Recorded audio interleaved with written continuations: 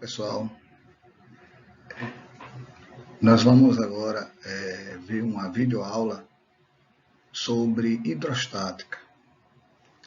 E para isso vamos abordar o tema do chuveiro, a física do chuveiro elétrico, né? E nessa primeira parte a gente vai ver um pouco da hidrostática, tá certo?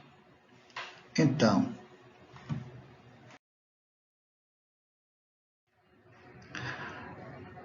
nessa videoaula nós temos como objetivos específicos explicar a falta de pressão na saída do chuveiro e indicar as possíveis causas dessa falta de pressão. Explicar conceitos de pressão e densidade. Citar o teorema de Stevens, que é um importante teorema da hidrostática. Demonstrar a relação entre pressão e altura da coluna d'água. Então, aqui a gente vai tentar identificar a falta de pressão da água no chuveiro ou numa pia, tá certo? Em um ponto lá de sua casa. E aplicar o teorema de Stevens, ou seja, que a gente vai dar um exemplo importante, que é do sifão. Então, esses são os nossos objetivos nessa aula. Então, vamos lá. A falta de pressão de água no chuveiro. Vamos ver essa figura 1.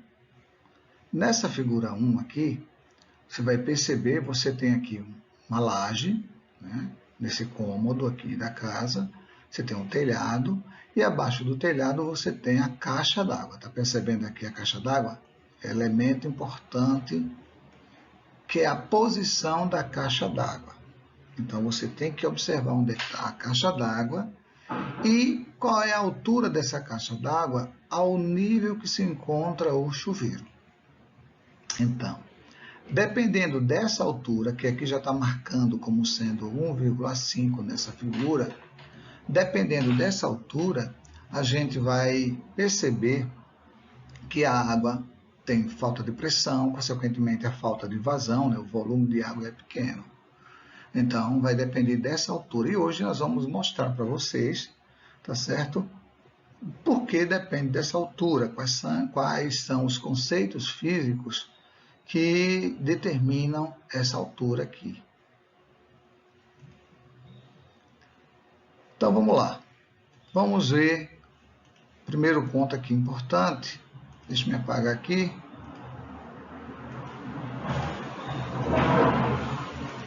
Bom, o primeiro ponto importante é a falta de pressão de água ocorre, na maioria dos casos, porque a caixa d'água instalada muito próxima a caixa d'água é instalada muito próxima dos pontos de utilização, né? Aí vem aqui, pois existe uma distância mínima essencial. Então, a gente vai ver essa distância mínima aqui. Segundo, o reservatório precisa estar num ponto elevado para que a água adquira pressão por meio da gravidade. Aqui eu lembro a vocês que moram em bairros que você vai perceber a distribuição de água e a caixa d'água central que distribui a água para as casas, num bairro residencial. Essa caixa d'água ela tem uma certa elevação, vocês percebem que ela é bem alta, coisa de 10 metros, tá certo? Então, quanto mais alta essa caixa d'água estiver, ela pode distribuir a água naquele bairro com maior pressão, ok? Então, vamos lá. Primeiro, vamos ver os conceitos de pressão e vazão da água. Vamos começar pela ideia de pressão. Veja, a pressão é a razão entre a força exercida por um líquido em uma determinada área do ponto. Vamos ver aqui essa figura. Nessa figura 2 aqui, você vai perceber aqui o seguinte. Você tem aqui um recipiente contendo água, certo? Imagine um copo com água. E você tem o fundo do copo, na parte de dentro, tá certo? Onde a água está aplicando uma determinada força. Então, essa água aqui, ela exerce uma força no fundo do copo, que a gente determina essa força chamando de pressão, ou pressão hidrostática. Ô Paulo, essa pressão só é exercida no fundo? Não, é exercida também nas laterais. Só que essa pressão nas laterais aqui, elas não interessam ao nosso caso. No nosso caso, a gente quer saber a pressão de uma coluna líquida, a pressão exercida no fundo do recipiente, ok?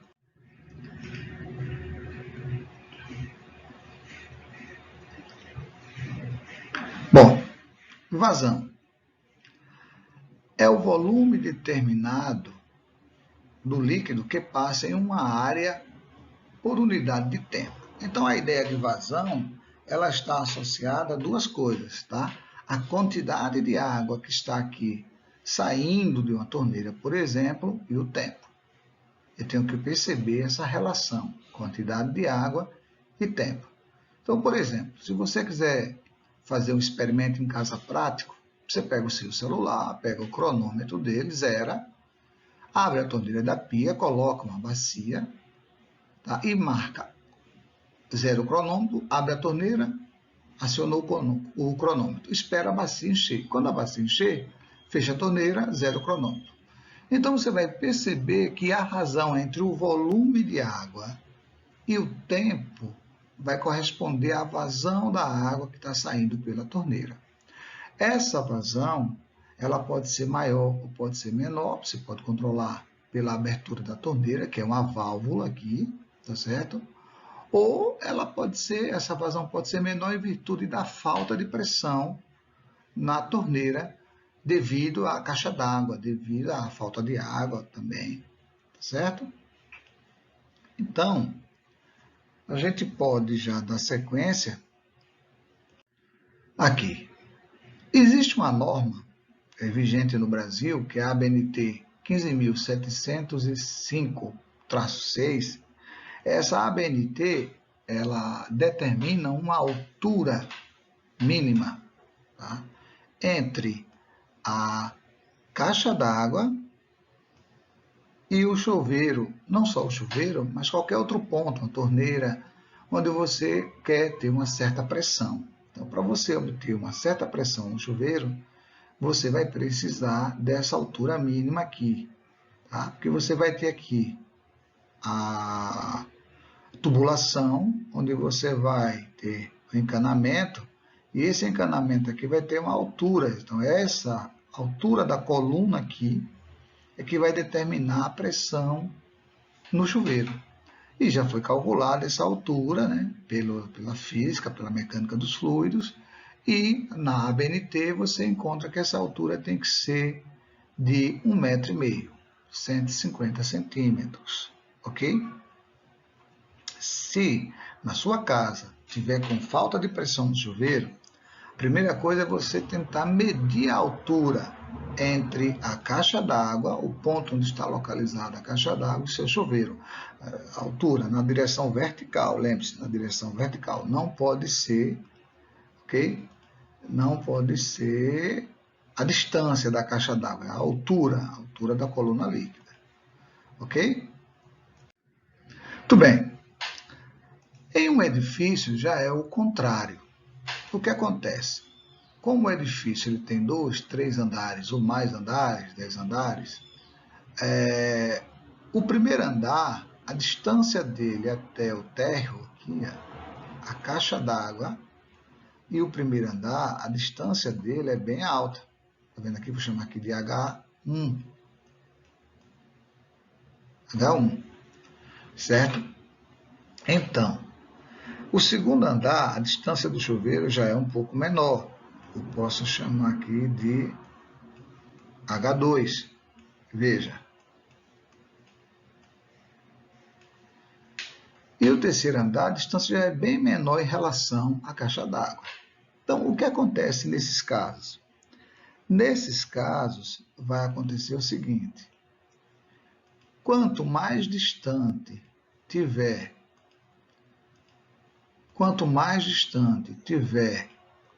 a caixa d'água, como aqui nesse caso do H1, o que vai acontecer? Eu vou ter uma coluna d'água muito longa, então eu vou ter uma pressão maior. Aí já é o contrário. O que é que a gente pode fazer? A gente pode perceber que quando compramos um chuveiro elétrico, ele traz um pequeno disco que pode ser colocado na entrada de água do chuveiro. E esse disco ele tem um pequeno orifício, um furinho aqui, tá certo? Onde você vai reduzir a área de entrada da água. Esse chuveiro é para ser instalado nos pontos mais baixos em relação à caixa. Então, esse aqui, nós chamamos esse ponto aqui de um redutor de pressão. Então, você vai tentar reduzir a pressão na entrada da água no chuveiro, tá certo? E você pode controlar também isso aí pela própria válvula lá, na hora de abrir o chuveiro, ok? Vamos lá. Vamos aos conceitos de hidrostática. Eu chamei essa aqui como sendo parte 1, que eu dividi a parte inicial da hidrostática até o teorema de Steve. E a parte 2 a gente conclui com o teorema de Pascal e o teorema de Arquimedes. Ok? Então, na parte 1, a gente vai começar com o conceito de densidade. Ok? O que é densidade? Vamos primeiro ver essa figura aqui. Um copo contendo água e aqui um recipiente contendo óleo. Tá? E eu despejando água no óleo. Perceba que quando você despeja água no óleo, parte do óleo entra, mas como o óleo vai subindo, ele é mais leve do que a água. Então, depois que se estabilizar aqui essa mistura de água e óleo, você vai perceber que a água vai ficar na superfície do óleo. Ok? Então, o que a gente vai perceber aqui? A gente vai perceber que a água ela é mais densa, mais pesada do que o óleo, certo? Por isso que o óleo vai ficar na parte de cima. Então, o que vem a ser densidade? Vamos conceituar. A densidade ou a massa específica, eu não vou fazer diferença agora entre esses dois conceitos, vou considerar como um mesmo conceito, de um corpo. Eu estou considerando aqui um corpo inteiriço, sem vazios, por exemplo, no líquido, tá? O conceito de densidade e massa específica ele é o mesmo. Então, ele é caracterizada, essa densidade ou a massa específica, através de uma relação entre a sua massa, perceba, e o seu volume. Então, nós temos aqui outro exemplo, uma rolha de cortiça e uma bola de gude. Então, o que a gente vai perceber aqui? A gente vai perceber que se eu tiver mesmo volume da rolha de cortiça e da bola de gude, e tiver massas diferentes, vamos considerar a bola de gude é feita de vidro, portanto ela tem uma massa maior do que a massa de cortiça. O que vai acontecer? Se o volume é o mesmo, então quem tem maior densidade? A maior densidade é a densidade da bola de gude. Você agora poderia me perguntar assim, Paulo, e um navio? Porque o navio ele flutua na água, né? Você pode ser bem assim. E o ferro? O ferro não é mais denso do que a água? Veja bem, essa é uma pergunta que vai ser explicada na próxima aula.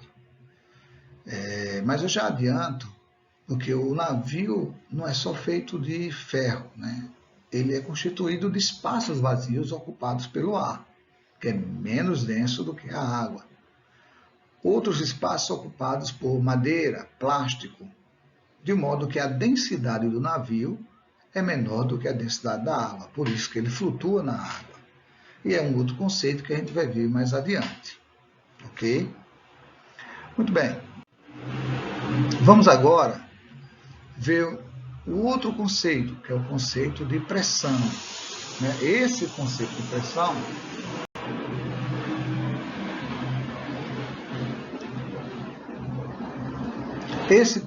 pressão ele vai ser muito importante, certo?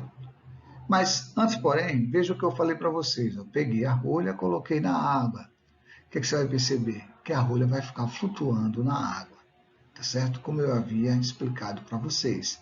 Porque a rolha vai ser menos densa do que a água, ok? Então, eu posso escrever a relação da densidade ou massa específica como sendo a relação entre a massa e o volume, certo? E A unidade de medida no sistema internacional é o quilogramas por metro cúbico, ou na prática a gente usa o grama por centímetro cúbico, ok? Agora veja, essa tabelinha que eu vou mostrar aqui as densidades, a relação entre algumas densidades, por exemplo. A madeira, 0,5, então você vai fazer um barco de madeira, né? Uma densidade bem pequena em relação à água, que é 1. Então veja, se é um barco de madeira, já começa pela própria madeira, uma tábua, se você colocar na água, ela vai flutuar. O álcool, 0,8, se você colocar água e álcool, o álcool vai ficar na parte de cima. E ferro, se você pegar um bloco de ferro e colocar na água, veja bem, o bloco de ferro vai afundar, ferro puro. Então você tem aqui algumas densidades, tá certo? De alguns materiais. Bom, vamos ao conceito de pressão. Como eu havia dito, pressão, o conceito de pressão é um conceito muito importante. Tá? Por quê? Porque ele está presente no dia a dia da gente com muita frequência. Então, você vai andar de bicicleta, tá? Então você vai pegar a bicicleta e vai olhar primeiro se o pneu está em pressão, se o pneu está murcho. Né? Você vai andar de carro, né? Você vai, por exemplo, fazer o seu almoço agora e vai cortar a carne, vai pegar a faca. Quando você pega a faca, começa a cortar, o que acontece? Você vai perceber que a faca às vezes está cega. Então você vai amolar. Amolar, o ato de você amolar a faca, né? O ato de você amolar a faca, você ali está reduzindo a pressão, ou seja, você está diminuindo a área. Fisicamente você está diminuindo aquela área da lâmina. Quanto menor a área, e quando você exercer sobre uma superfície essa área, você vai ter o quê? Uma pressão maior. Então, para você cortar com mais facilidade, você precisa amolar a faca bem, reduzindo a área de contato com o elemento. Você vai ter maior pressão ali, certo? O outro exemplo que eu tenho aqui. A pressão é dada pela relação entre a força, aqui, ó, e uma superfície, numa direção normal. Então, por exemplo, um prego, você bem acostumado, já fez algum móvel, já pregou algum prego em uma parede, então você vai perceber que a ponta fina você vai colocar na superfície e vai aplicar o martelo na extremidade mais grossa. Então você vai aplicar uma força ali, você tem uma pressão. As mulheres gostam muito de sapato alto. Então você vê aqui o salto do sapato, né? Você tem aqui, ó, fininho, aqui é a base onde fica o peso da pessoa geralmente, e aqui distribui a parte da frente. Se essa mulher pisar com você com o sapato alto com a parte da frente, não vai doer tanto. No entanto, se ela pisar nos seus pés com a parte de trás, com o salto, né? Aquele famoso salto 15, né? E tem um salto ainda, vocês sabem, mulheres, né? Que chama agulha, né? Que é o fininho aqui, quando você pisa aqui, menor área, maior pressão. Isso é uma relação muito importante. No caso da água, nós estamos falando da pressão da água. No caso da água, você vai perceber uma relação importante. Lá, lembra daqueles 1,5 metros ou 150 centímetros? Então tem a ver aqui o recipiente com a água, tem uma altura, então ele vai exercer uma força no fundo. Essa pressão vai depender da altura. Vejamos. Pressão é força sobre área. Se a gente determinar que essa força vai ser igual ao peso da água, então pressão igual a força sobre área e a força é igual ao peso da água. Como o peso é igual à massa vezes a gravidade, como nós estudamos lá na série anterior, e como vimos agora que a massa é a densidade vezes o volume, então a força exercida pela água no fundo do recipiente é dada por essa relação. Densidade da água, a área da base do recipiente, onde a água está exercendo a pressão, a altura e a gravidade. Se a gente substituir na expressão anterior, aqui de cima, trouxe aqui e substituiu, o que a gente vai perceber? Que essa área aqui é igual a essa área aqui. A gente simplificou, né? Então, é a área da base. Finalmente, sobra que a pressão exercida por uma coluna líquida é a densidade do líquido. Então, a água tem uma densidade. Então, por exemplo, se fosse óleo, a pressão seria menor, porque a densidade do óleo é menor. Se fosse um mercúrio, o líquido seria mais denso, né?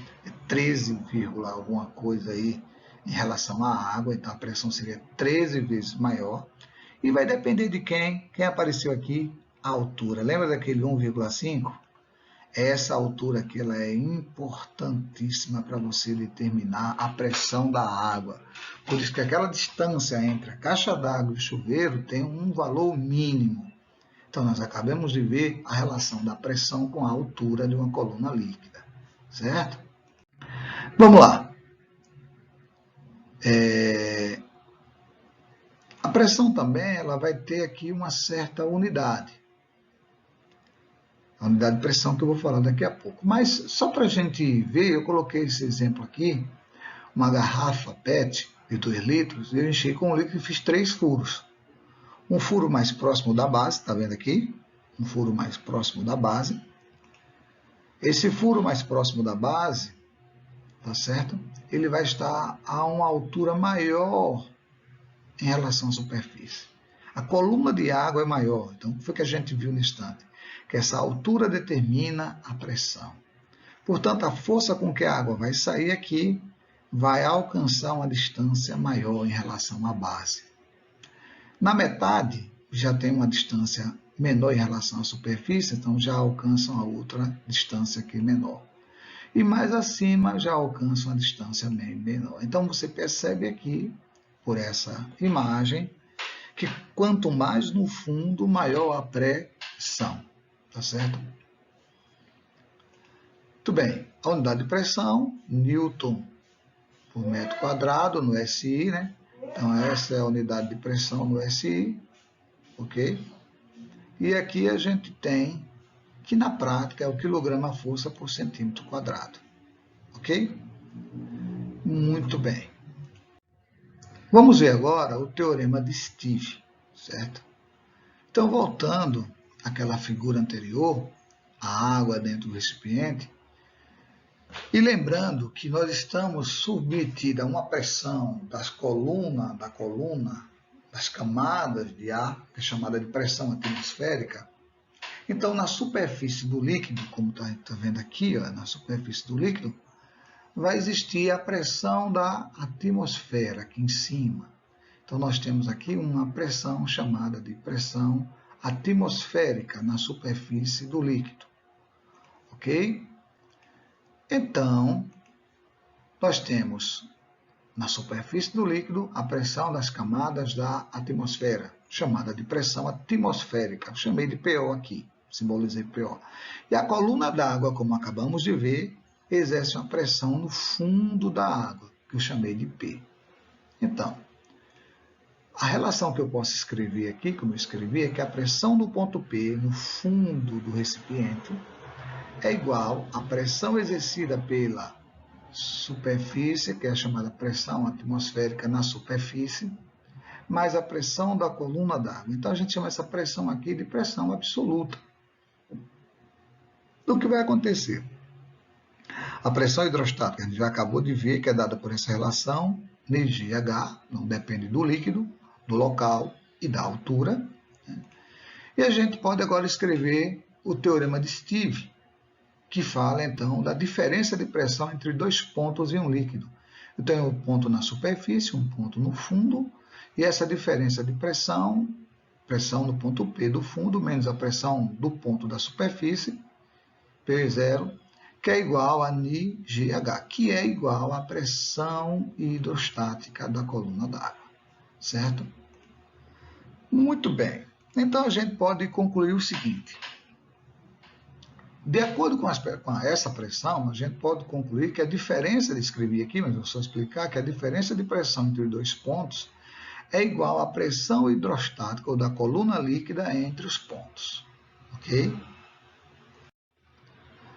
Vamos aplicar o teorema de Steve.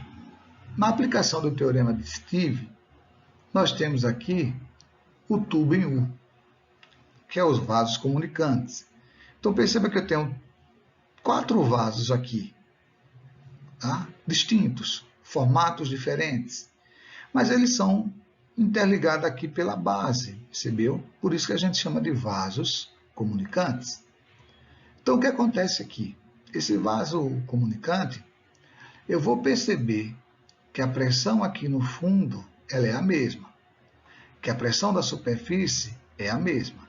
Então, se eu pegar qualquer ponto aqui, esse ponto, esse ponto, esse ponto e esse ponto, no mesmo nível, ou seja, numa mesma altura em relação à base, eu vou ter a mesma pressão, independente do formato do tubo, ok? Então, nós temos um tubo especial, que é o chamado tubo em U, aqui nessa figura 13. Você tem, por exemplo, uma mangueira, você pega uma mangueira, um pedaço de tubo, e faz ele no formato de U. Bom, o que é que você vai perceber? Você vai perceber que se você colocar 2 líquidos com densidades diferentes, né, como água e óleo, por exemplo, você vai perceber que vai existir um desnível em relação à base. Em relação à base, você vai ter um desnível. Aqui, ó, o tubo U, você vai perceber esse é o líquido A, esse é o líquido B, e você tem um desnível em relação à base.